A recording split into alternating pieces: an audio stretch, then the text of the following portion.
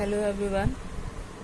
So today we will discuss the numericals of this chapter, electric resistance and Ohm's law. So the first question that I am going to discuss is question number 4. So in this question it is given 90 coulomb charge flows for 75 minutes in a silver wire of diameter 1 millimeter. The free electron density in the wire is 5.8 into 10 raised to the power 28 per meter cube. Find the current and the drift velocity of free electrons in the wire. So in this question, Q is given, time is given, diameter D is given, and free electron density is given, and we have to find the current I and the drift velocity Vd of the electrons. So Q is given 90 coulomb, time is given 75 minutes, so I have converted into seconds. 75 into 60, that is 4500 second. Now diameter is given 1 millimeter, so we'll convert it into radius, so d by 2 it will be 1 by 2, 0.5 millimeter. Now converting into meter, it will become 0.5 into 10 raised to the power minus 3 meter.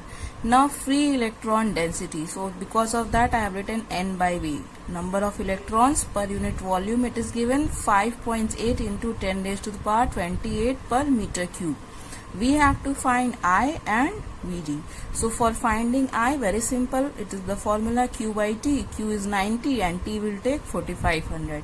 So this will be 0.02 ampere. Now in the next part we have to find Vd. I we had found. Now for finding out Vd, we have I is equal to NEA Vd. This relation we had studied. So Vd will become equal to I upon NEA. Now area, we know that it is equal to pi r square, so this will become I upon NE pi r square. Now start putting the values.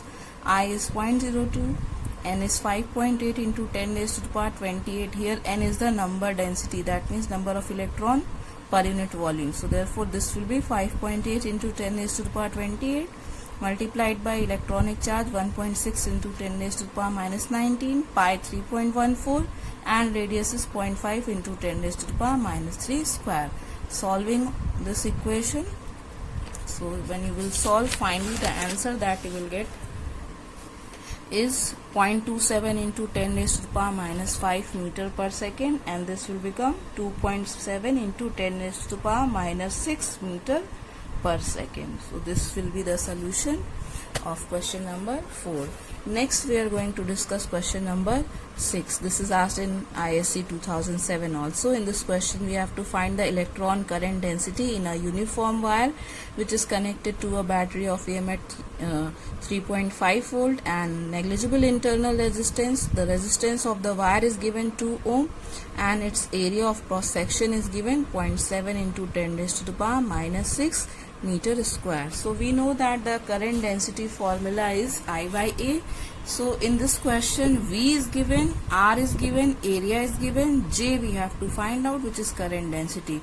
So J formula is I by A. So first we'll find out I, and for finding out I we have the formula by Ohm's law. V is equal to IR. I will become V by R. So 3.5 by 2 and the current will get 1.75 ampere. Now for current density, J is equal to I upon A. I we had got, area is given. So solving this, we will get 2.5 into 10 raised to the power 6 and unit is ampere per meter square. Next we will discuss question number 12, which is a piece of copper of mass 50 gram is drawn into a wire of length 50 meter. Find the resistance of the wire. The density and the specific resistance of copper are 8.9 into 10 raised to the power 3 kg per meter cube and 1.7 into 10 raised to the power minus ohm meter respectively. So in this question mass is given 50 grams, so this will become 50 into 10 raised to the power minus 3 kg. Length is given 50 meter. Density is given 8.9 into 10 raised to the power 3 kg per meter cube. Resistance is given 1.7. Specific resistance is given 1.7 into 10 raised to the power minus 8 ohm meter. Now in this question we have to find the resistance R, and R formula is rho L by A. So rho is given in the question, length is given in the question, area is not given. So first we'll find out area and then we'll get the value of R. So for finding out the A, first we'll use the formula density is equal to, we know that mass per unit volume, because density is given and mass is given, so we can find out the volume. So volume will become equal to mass upon density.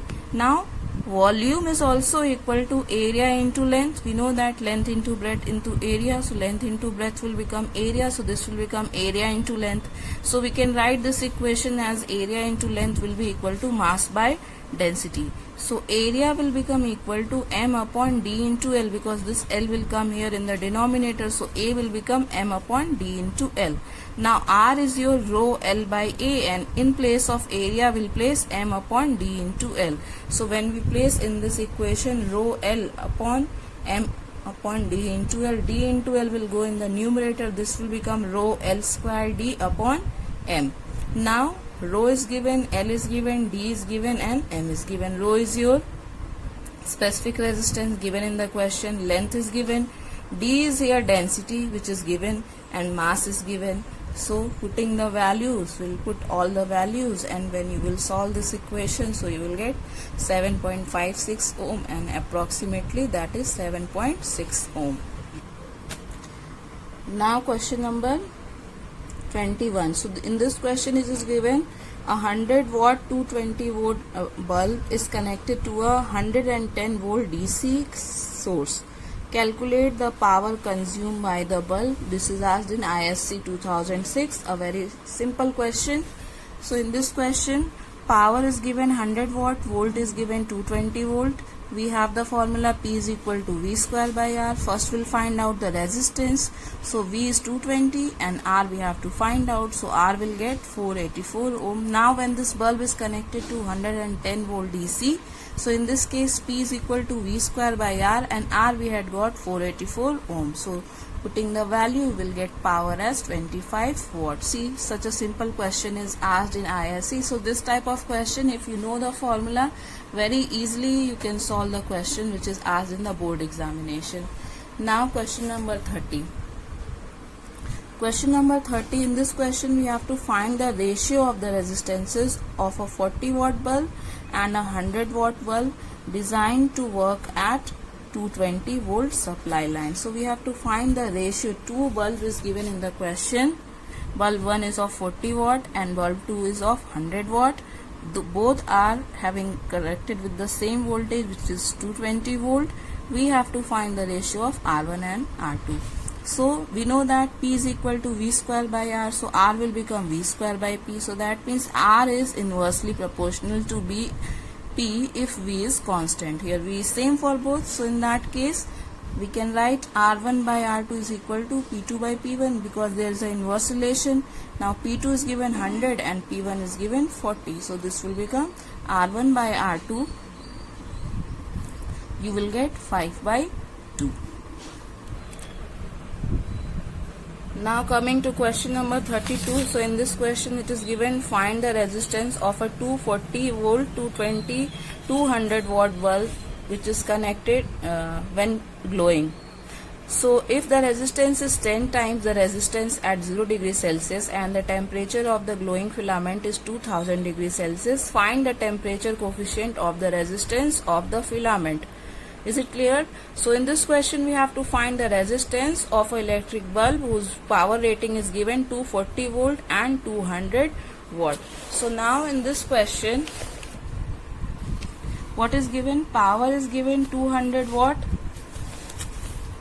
and volt is given 240 and temperature is given 2000 degrees Celsius. So it is also given that the resistance at 2000 degrees Celsius is 10 times of the resistance at 0 degrees Celsius. So we'll assume that let the resistance at 0 degrees Celsius be R0. So the resistance at 2000 degrees Celsius will become 10 times of R0. So we know that we had discussed the temperature coefficient of resistance in the last lecture.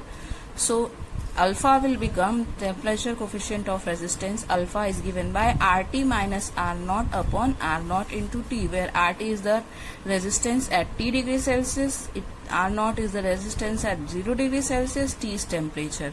So here RT is equal to given 10 times of R0. So we'll place 10 times of R0, 10 R0 minus R0 upon R0 into 2000.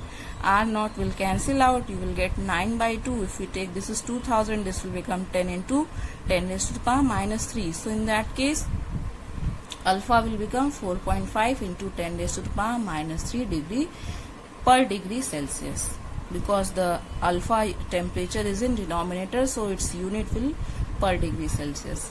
Now we have to find the resistance. So P is equal to V square by R. So R will become V square by P. So R is equal to 240 square by 200, that is 288 ohm. Now the next question is question number 36. In this question it is given two cities are 150 km away from each other. Electric power is transmitted through copper wires from one city to the other. There is a potential drop of 8 volt per kilometer in the wire and the average resistance of the wire is 0.5 ohm per kilometer. Calculate the current flowing in the wire. Find out the loss of electric power in the wires. So in this question it is given two cities, suppose A and B, and they are separated by 150 km. It is given when the power, they are connected by a copper wire, and the power, there is a voltage drop. Per kilometer there is a voltage drop, potential drop. That means how much? Per kilometer 8 volt potential drop is there. So that means there are 150 kilometer distance between A and B is your 150 kilometer, and 1 kilometer there is a 8 volt drop. So in 150 kilometer how much voltage drop will be there? So we'll first find out the total potential drop for 150 kilometer. 1 kilometer is 8 volts. So for 150 kilometer it will become 150 into 8, that is 1200 volt. Now again the average resistance per kilometer is given 0.5 ohm. So we will find out for total 150 kilometer what will be the total resistance. So in that case total resistance will be your 150 into 0.5, that is 75 ohm. Now we have to find the current. So current will find out by I is equal to V by R. Total voltage is given 1200 volt and total resistance is your 75. So it will be 16 ampere. Now what will be the power loss? So power loss P is equal to V into I. V we had got 1200 and I is given 16 ampere, we had just now find out. So in that case it will be 19,200. We can write this one as 19.2 into 10 raised to the power 3. That means power is your 19.2 kilowatt. Now the next question that we are going to do is question number 45, that is a 5 ohm resistor is connected in series with a parallel combination of n resistors each of 6 ohm. The equivalent resistance is 7 ohm, find n. So in this question it is given that a 5 ohm resistor is connected in series with a n number of resistors which are connected in parallel and each having resistance of 6 ohm, and their combination equivalent resistance is given n. So we have to find out how many number of resistors are connected in parallel. This n we have to find out. So for that first we'll see that equivalent resistance of n resistors which are connected in parallel is given by 1 by, means each having 6 ohm resistance. If there are n number of resistors, what will be their equivalent resistance? So we'll use the formula 1 by R is equal to 1 by 6 plus 1 by 6 up till, since n number of resistors, so it will become n by 6. So equivalent resistance R will become equal to 6 upon n. Now this combination equivalent resistance is connected with series of 5 ohm resistance. So both of it equivalent will be, R equivalent will become 6 by n plus 5, and equivalent resistance is given in the question, that is 7 ohm. So 7 will be equal to 6 by n plus 5, 7n is equal to 6 plus 5n, 7n minus 5n will become 6. Solving for n you will get 3. That means 3 resistors are connected in parallel with 5 ohm resistance connected in series, and then we will get the equivalent resistance as 7 ohm. Now we have question number 54, in which we had studied about resistance in series and parallel combination. So based on this is a circuit given of 3 resistance connected in In which combination? So you can see that the first end of all three resistors of 10 ohm are connected at one end and the second end are connected at one end. So therefore these all are of 10 ohm.